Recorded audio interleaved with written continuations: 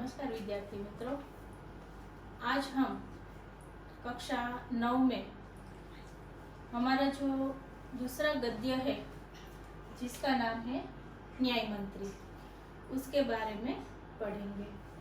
तो इस गद्य के लेखक कौन है? तो के श्री सुदर्शन जी। सुदर्शन जी का जन्म सन 1896 में हुआ था और उनकी मृत्यु 1968 में हुई थी। सुदर्शन जी के बारे में अब हम परिचय में देखें तो उसका पूरा नाम बद्रीनाथ शर्मा था और उसका जन्म पंजाब राज्य के सियालकोट नामक स्थान में हुआ था।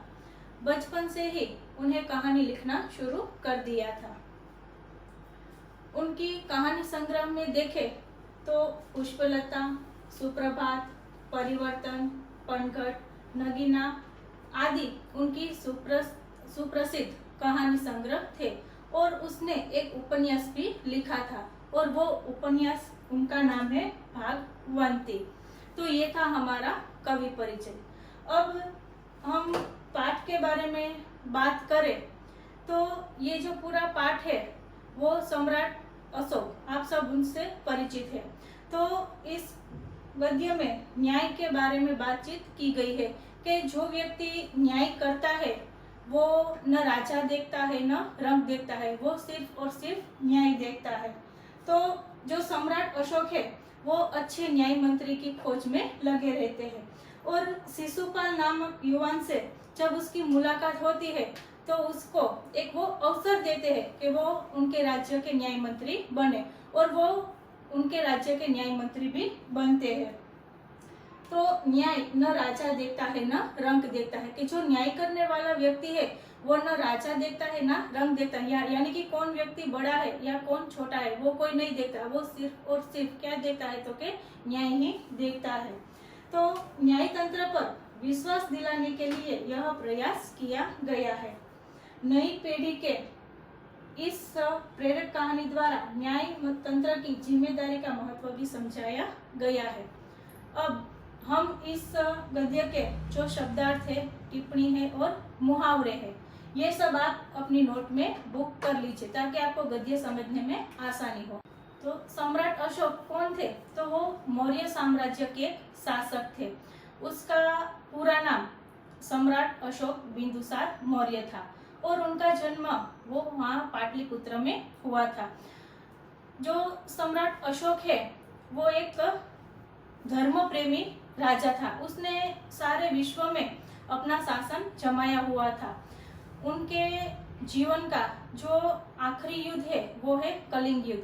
ये कलिंग युद्ध है वो जो उसने देखा कि यहाँ पे कितने सारे लोगों की मृत्यु हो जाती, तकरीबन 1 लाख लोग है वो इस युद्ध में मृत्यु होते हैं और करीबन 1.5 लाख लोग उनमें घायल होते। तो ये सब महामारी देख के सम्राट अशोक है उसका हृदय है वो परिवर्तन हो जाता है और बाद में वो युद्ध नहीं करते हैं और वो बौद्ध धर्म को अपनाते हैं।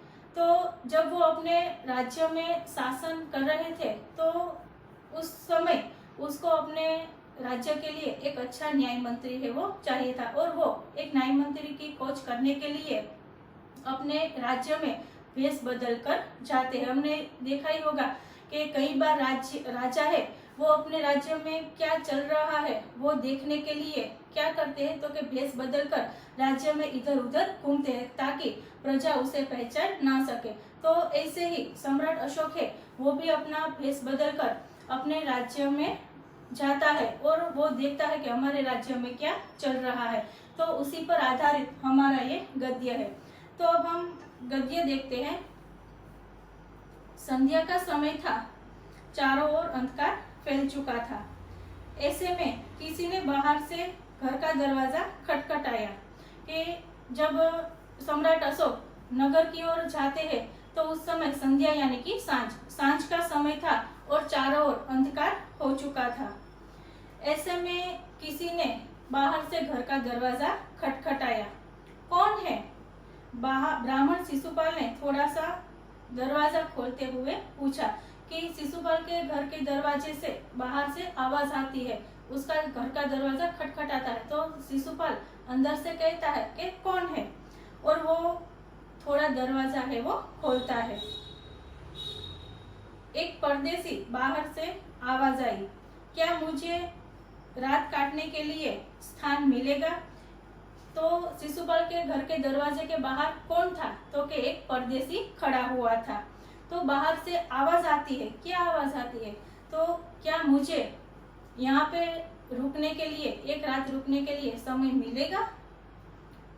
जैसे ही शिशुपाल ने पूरा दरवाजा खोला, उसके सामने एक नवयुवक खड़ा था। कि शिशुपाल ये जो आवाज सुनता है तो वो जाता है, और उसके बाद शिशुपाल क्या करता है? तो कि उनका दरवाजा है वो खोलता है। तो वो जब दरवाजा खोलता है तो उसके सामने क्या है? तो एक नवयुवक उनके सामने खड़ा हुआ था। उन्होंने मुस्कुराकर कहा, यह मेरा सौभाग्य है। तो यहाँ पे शिशुपाल है वो उस नवयुवक को देखता है और उसके सामने मुस्कुराता हुआ कहता है कि ये तो मेरा सौभाग्य है।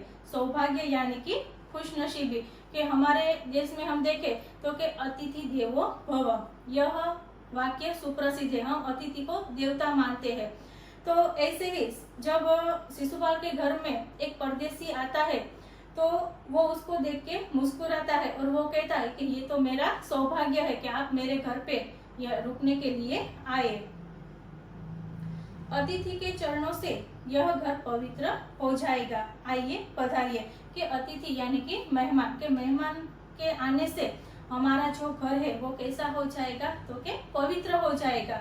आप आइए और मेरे घर के अंदर पधारिए। अतिथि को लेकर शिशुपाल घर में गए और उनका आदर सत्कार किया। कि अतिथि यानी कि मेहमान जो सम्राट अशोक है वो भेष बदल के शिशुपाल के घर पे आते हैं।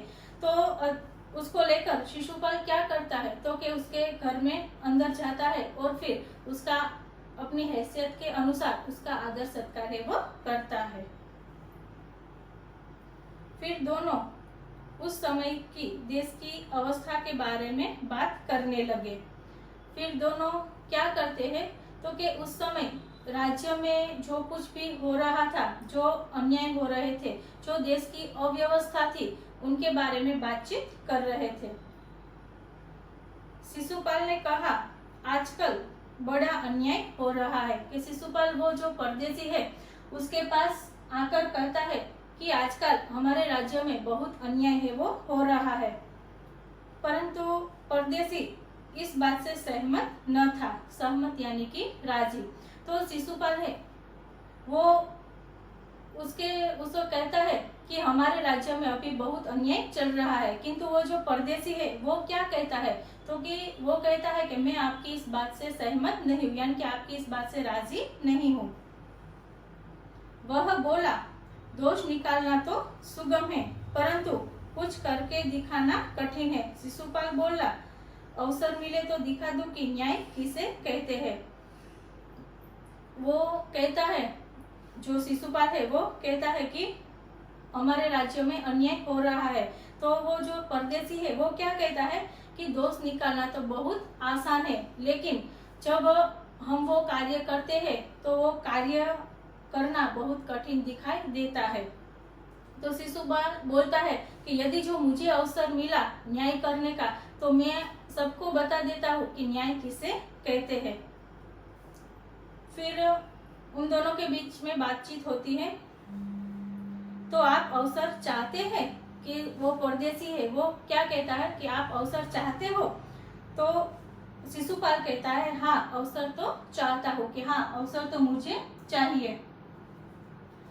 फिर कोई अन्याय नहीं होगा? वो परदेसी कहता है कि यदि जो आपको अवसर मिले और आपको न्याय मंत्री बना दिया जाए तो क्या उसके बाद कोई अन्याय नहीं होगा?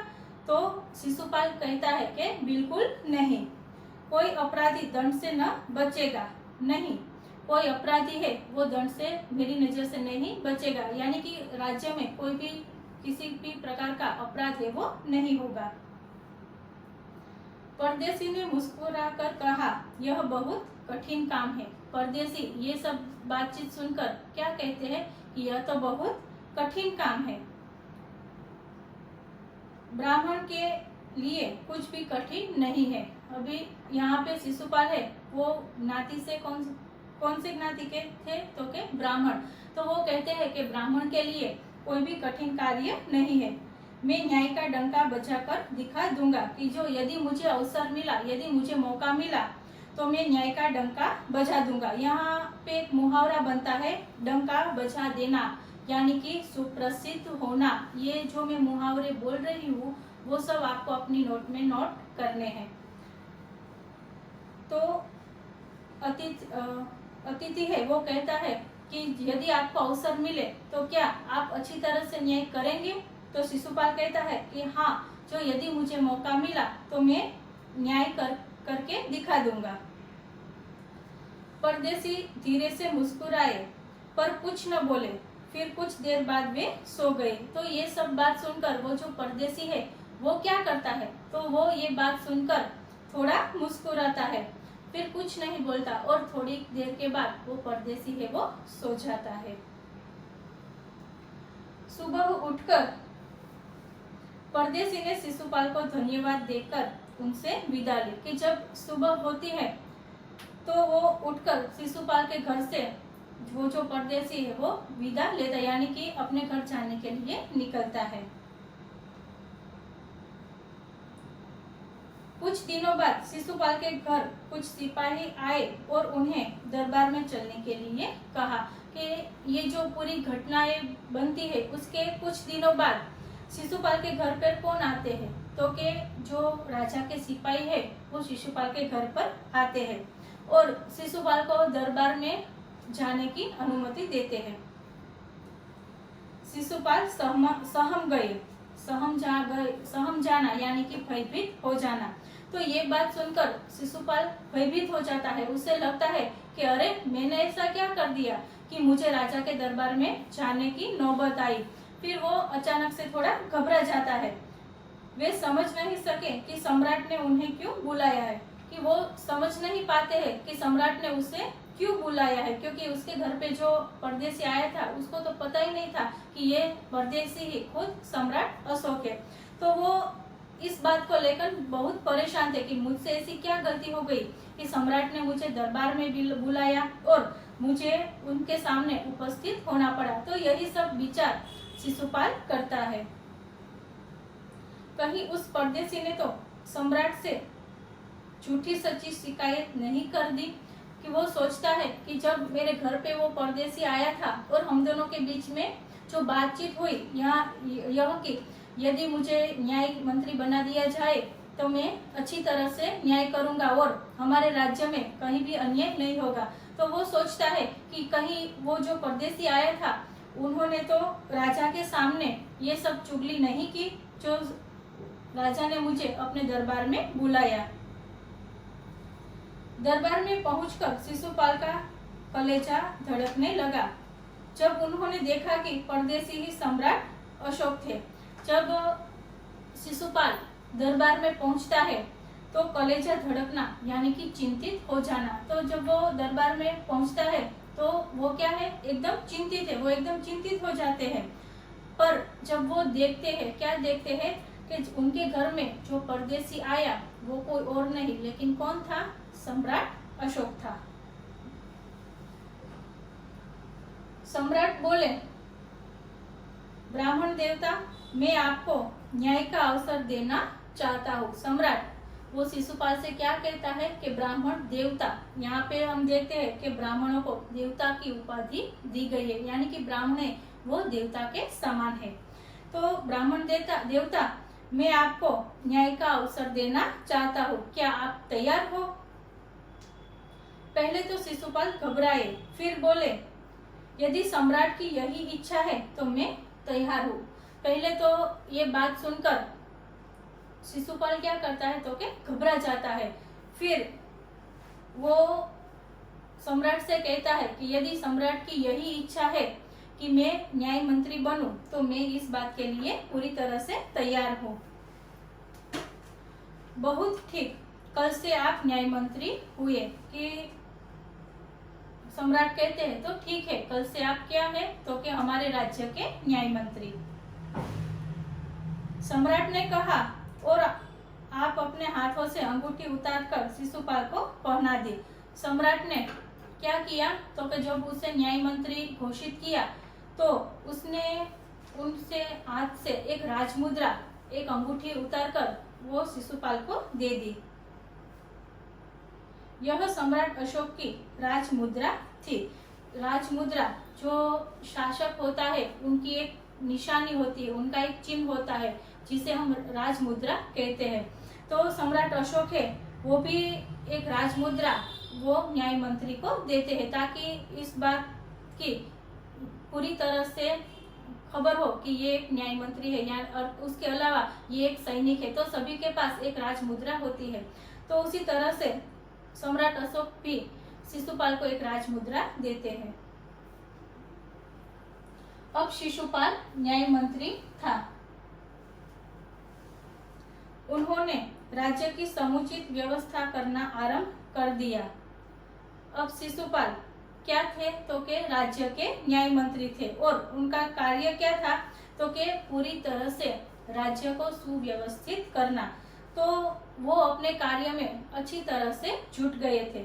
तो उन्होंने राज्य का समुचित यानी कि अच्छी तरह से व्यवस्था करना आरंभ कर दिया था।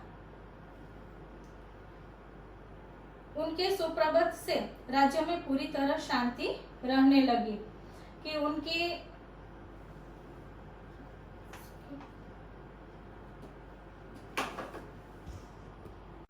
तो शिशुपाल उन्होंने अपने राज्य में अच्छी तरह से व्यवस्था करना शुरू कर दिया था। उनके सुप्रबंध से राज्य में पूरी तरह शांति रहने लगी कि शिशुपाल ने अपना कर्तव्य इतनी अच्छी तरह से निभाया कि पूरे राज्य में उसने सुप्रबंध यानी कि अच्छी व्यवस्था कर दी थी और सारे राज्य में शांति छाने लगी। किसी को किसी प्रकार का भय नहीं था। लोग दरवाजे तक खुले छोड़ जाते थे। चारों तरफ न्याय मंत्री के सुप्रबंध और न्याय की धूम मच गई। तो किसी को किसी भी प्रकार का भय अब नहीं था क्योंकि शिशुपाल ने इतनी अच्छी व्यवस्था की थी उनके राज्य में कि कहीं से भी कोई भी चोरी नहीं करता था, कोई लूटपाट नहीं होती थी, तो सब कुछ अच्छी तरह से चल रहा था।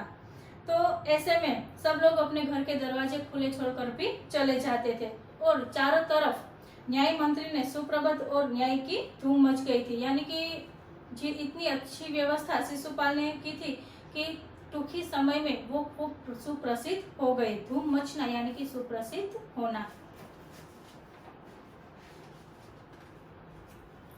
लगभग 1 महीने बाद किसी ने रात में एक पहरेदार की हत्या कर दी। अब इतना सब कुछ अच्छी तरह से चल रहा था कि सब लोग बेफिक्र हो गए थे कि हमारे राज्य में अब कोई भी चोरी नहीं हो रही है, कोई भी लूटपाट नहीं हो रहा है, कोई भी खून खराबा नहीं हो रहा है और सब लोग चैन की नींद सो रहे थे। तो ऐसा अच्छा वातावरण चल रहा था। उसके बीच क्या होता है तो कि 1 महीने के बाद अचानक ही एक पहरेदार की हत्या हो जाती है। सुबह होते ही यह बात चारों तरफ फैल गई कि जब सुबह होती है रात को पहरेदार की हत्या होती है और जब सुबह होती है तो चारों तरफ ये बात फैल जाती है कि एक पहरेदार की हत्या हो गई। लोग बड़े हैरान थे कि ये बात सुनकर सभी लोग बड़े हैरान हो गए। शिशुपाल की तो नींद ही उड़ गई।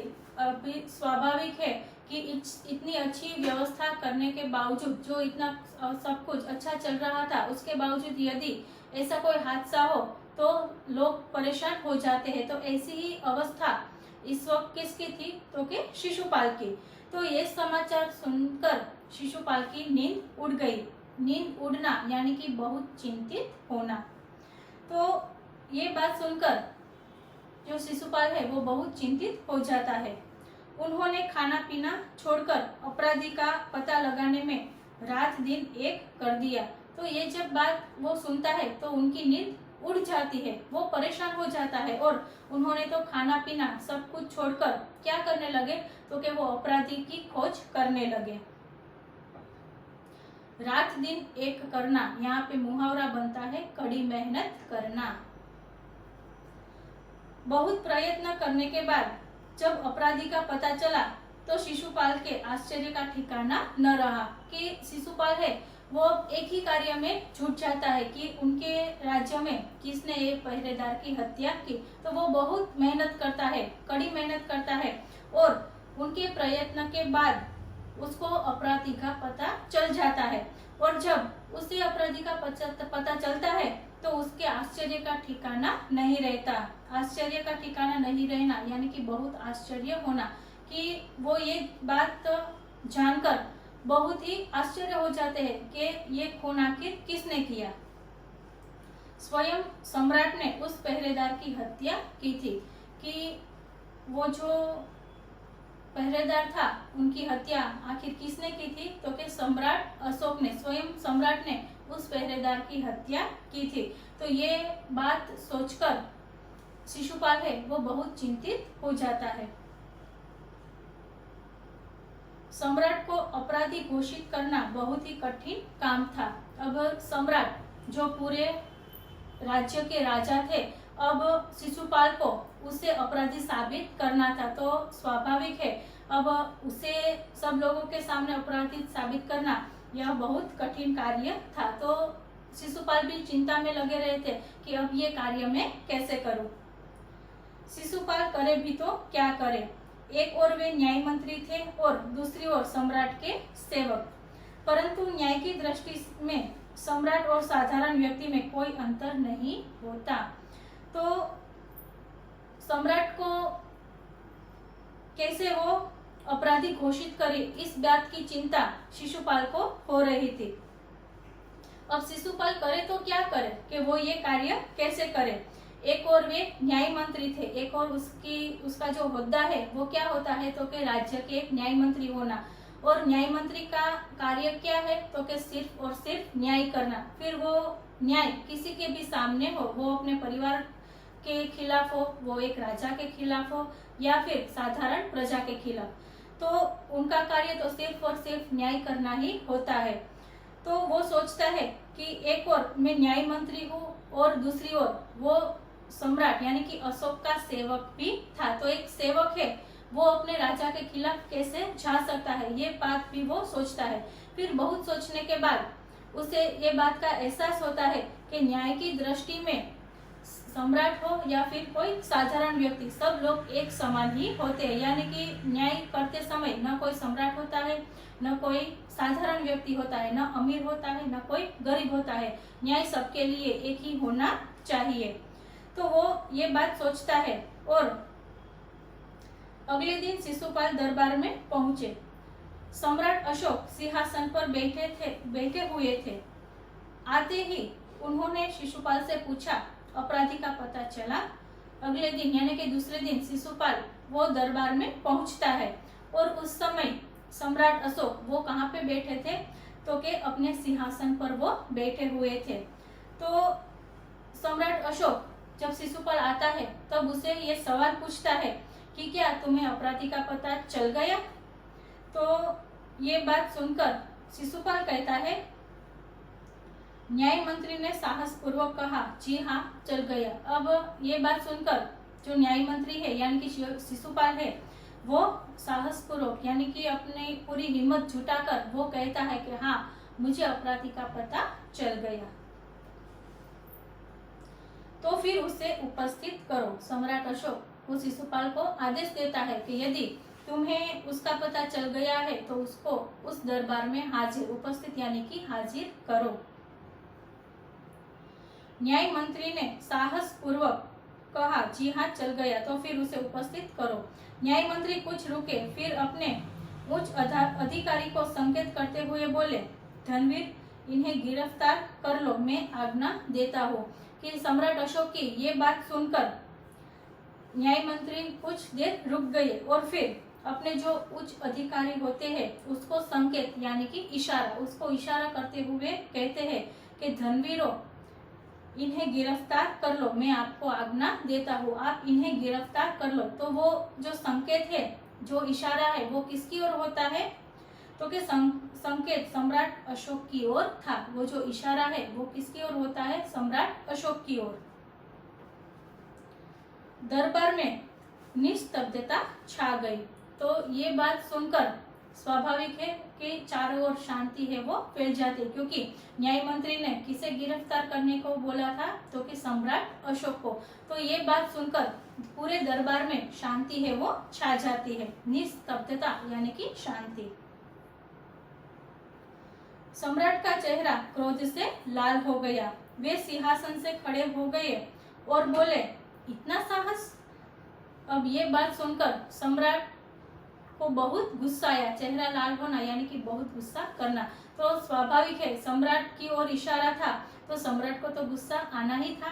तो ये बात सुनकर सम्राट को भी बहुत गुस्सा आया और वे अपने सिंहासन से खड़े हो गए और शिशुपाल से कहते हैं कि तुम्हारी इतनी साहस, तुम्हारी इतनी हिम्मत।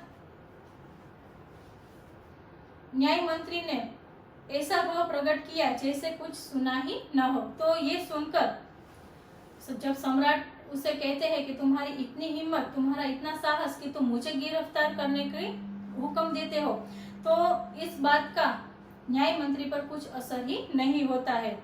तो उसने ये बात है वो अनसुनी कर दी। उन्होंने अपने शब्दों में फिर दोहराया, धनवीर देखते क्या हो, अपराधी को गिरफ्तार करो। फिर उन्होंने वो जो सम्राट का गुस्सा है उसको वो एक तरफ रखते हैं और फिर वो धनवीर है यानी कि सैनिक है उसको आदेश देते हैं कि आप इस अपराधी को पकड़ लो। दूसरे ही क्षण सम्राट के हाथों में हथकड़ी पड़ गई। कि दूसरे ही क्षण जो सम्राट है यानी कि अशोक है उसके हाथों में हथकड़ी लग जाती है। न्याय मंत्री ने कहा, अशोक, तुम पर पहरेदार की हत्या का आरोप लगाया जाता है, तुम इसका क्या उत्तर देते हो? सम्राट होठ काटकर रह गए। कि न्याय मंत्री कहते हैं कि सम्राट यानी कि अशोक, तुम पर पहरेदार की हत्या का आरोप है, इसके बारे में तुम क्या कहते हो? सम्राट होठ काटकर रह गए यानी कि सम्राट वो क्षोभ व्यक्त कर रहे थे, उसको इस बात का दुख था कि उसने एक पहरेदार की हत्या की। तो ये बात सुनकर सम्राट है वो क्षोभ है वो प्रकट करने लगे। यहाँ पे भी एक मुहावरा बनता है, होठ काटना यानी कि क्षोभ प्रकट करना।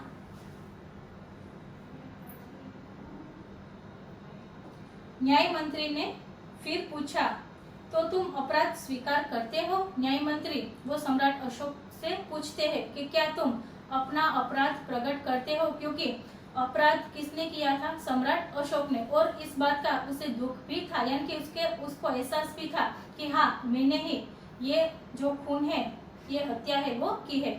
तो उसको भी उस बात का दुख था। तो न्याय मंत्री है वो पूछते हैं, क्या तुम अपना अपराध स्वीकार करते हो? हाँ, मैंने उसे अवश्य मारा, पर वो उदंड था। उदंड यानी कि अविवेकी। जो सम्राट अशोक है वो कहता है कि हाँ, मैं अपना अपराध स्वीकार करता हूँ कि मैंने ही उसकी हत्या की है, लेकिन मैंने उसकी हत्या क्यों की? क्योंकि वो उदंड यानी कि वो बहुत अविवेकी था। सम्राट का यह उत्तर था। वह उदंड था या नहीं, तुमने एक राज कर्मचारी की हत्या की है, तुम अपराधी हो, तुम्हें मृत्यु दंड दिया जाता है। न्याय मंत्री ने निर्णय लिया। अब जब वो कहता है कि वो जो पहरेदार था वो उदंड था, इसीलिए मैंने उसकी हत्या की, तो उसके जवाब में जो शिशुपाल है वो अशोक से क्या कहते हैं, तो कि वो उदंड था या नहीं वो मैं नहीं जानता, लेकिन वो एक राज कर्मचारी था यानी कि हमारे राज्य में कार्य करने वाला एक कर्मचारी था और उसकी हत्या आपने की है, तो ये अपराध आपसे हुआ है और तुम्हें मृत्यु दंड दिया जाता है। तो इस अपराध की सजा क्या है, तो कि मृत्यु दंड। न्याय मंत्री ने यह निर्णय लिया। न्याय मंत्री ने क्या निर्णय लिया, तो कि सम्राट अशोक को मृत्यु दंड देने का निर्णय लिया। सभा में सन्नाटा छा गया।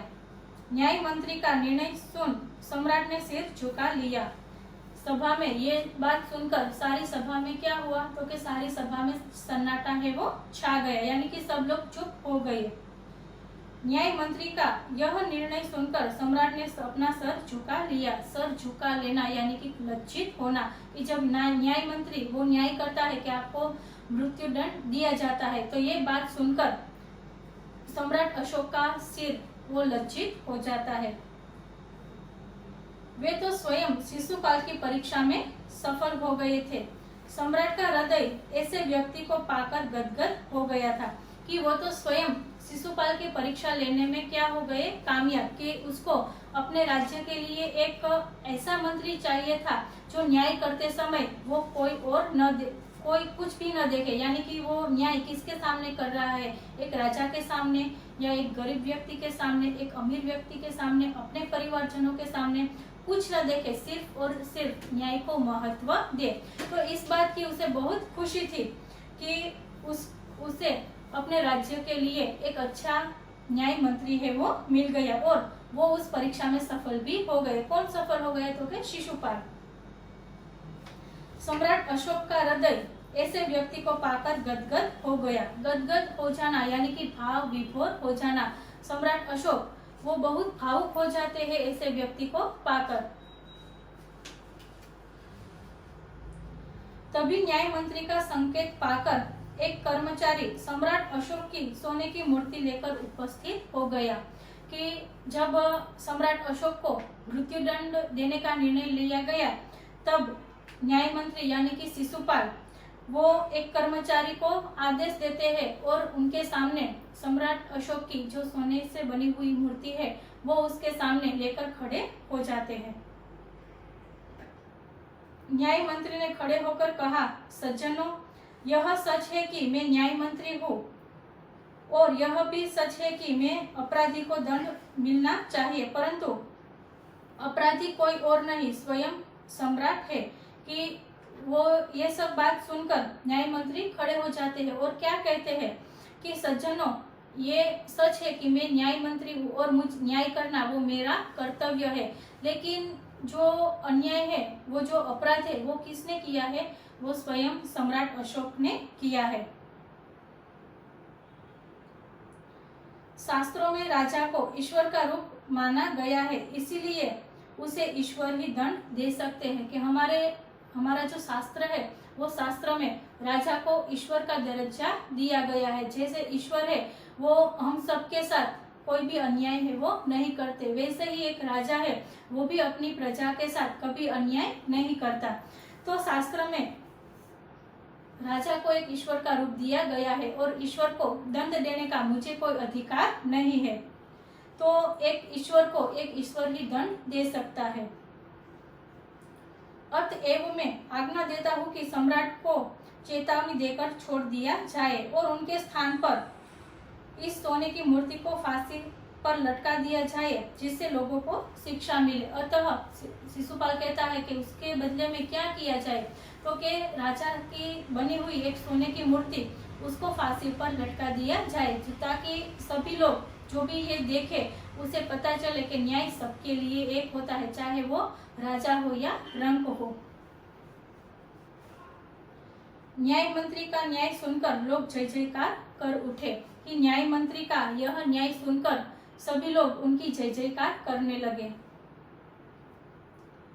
जब सब लोग चले गए तो शिशुपाल ने राजमुद्रा सम्राट अशोक के सामने रख दी और बोले, महाराज, यह राजमुद्रा वापस ले लो, मुझे यह बोझ नहीं उठाया जाएगा। कि जब ये सारा कार्य समाप्त हो गया, राजा की जो सोने से बनी हुई मूर्ति है उसे फांसी पर लटका दिया गया और सभी लोग अपने घर है वो चले गए। उसके बाद क्या होता है, तो कि जो शिशुपाल है वो राजा के पास जाता है और उनकी जो राजमुद्रा है यानी कि उससे जो अंगूठी दी गई है वो अंगूठी वो उसे वापस करता है और वो कहता है कि मुझसे यह बोझ अब नहीं उठाया जाएगा, यानी कि मुझसे ये जिम्मेदारी अब आगे निभाई नहीं जाएगी। अशोक ने सम्मान भरी दृष्टि से उनकी ओर देखते हुए गदगद कंठ से कहा, आपने मेरी आंखें खोल दी है, आपका साहस प्रशंसनीय है, यह बोझ आपको अतिरिक्त और कोई नहीं उठा सकता। न्याय मंत्री निरुत्तर हो गए। कि अशोक है वो शिशुपाल की ओर एक सम्मान भरी दृष्टि से देखते हैं। क्यों उसकी ओर सम्मान भरी दृष्टि से देखते हैं? क्योंकि उसने न्याय करने में कोई भी बांध छोड़ नहीं की, यानी कि एक सम्राट ने जो कार्य किया था, उसने अपराध किया था, तो शिशुपाल ने उसे भी दंड देने से वो चूके नहीं, इसीलिए उसकी ओर एक सम्मान भरी दृष्टि से देखते हैं और गदगद कंठ से कहते हैं कि आपने मेरी आंखें खोल दी। यहाँ पर भी एक मुहावरा बनता है, आंखें खोलना, यानी कि परिस्थिति को समझना, कि आपने जो परिस्थिति है वो परिस्थिति को अच्छी तरह से समझा है और आपका ये जो कार्य है वो कैसा है, तो कि बहुत प्रशंसनीय है। आपके अलावा यह कार्य इतनी अच्छी तरह से कोई नहीं कर सकता था और यह जो बोझ है वो आपके अलावा और कोई भी नहीं उठा सकता। तो ये बात सुनकर जो हमारे न्याय मंत्री है, यानी कि जो शिशुपाल है, वो क्या हो गए, तो कि निरुत्तर, इस बात का उसके पास कोई भी उत्तर नहीं। अब इस पाठ का जो स्वाध्याय है और उनके जो सभी प्रश्न है वो आपको अपनी नोटबुक में नोट करने हैं। जब भी स्कूल शुरू होगी तो ये पूरा स्वाध्याय मैं आपकी बुक में चेक करूंगी, तो आप ये सभी प्रश्न और उनके उत्तर अपनी नोटबुक में नोट कर लीजिएगा। हम इस पाठ का सार देखें तो कि न्याय मंत्री, तो कि न्याय वो कैसे हमें करना चाहिए, तो कि न्याय करते वक्त हमें और किसी भी बात की चिंता नहीं करनी चाहिए। सिर्फ और सिर्फ जिस पक्ष में न्याय है उसी पक्ष का हमें साथ देना चाहिए। और न्याय करते समय वो पक्ष में कौन खड़ा है, वो हमारा अपना है या कोई पराया है, वो अमीर व्यक्ति है या फिर कोई गरीब व्यक्ति है, वो राजा है वो या रंक है, ये किसी की भी बात की हमें चिंता करनी नहीं है और सिर्फ न्याय पे ही हमें ध्यान देना है। तो यही एक सच्चे न्याय मंत्री की पहचान है। तो ये पाठ से भी हमें यही सीख मिलती है, जैसे शिशुपाल ने न्याय करते समय ये नहीं देखा कि जो अपराध है वो खुद सम्राट अशोक ने किया था।